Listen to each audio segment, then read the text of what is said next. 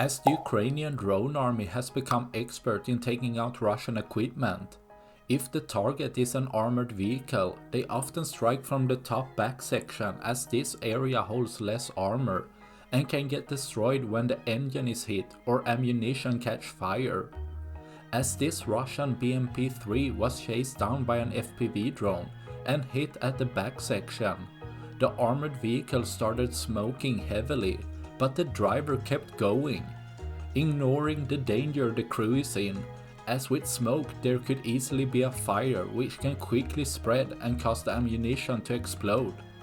But as the smoke turned to a visible fire, the vehicle was still driving, not showing how it ended, but most likely a destroyed vehicle, as an internal fire caused massive damage, letting the driver possibly to notice that the vehicle was on fire, leaving one less vehicle for tomorrow. That's all I had for this video. Please like and subscribe for more. Thanks for watching. Bye.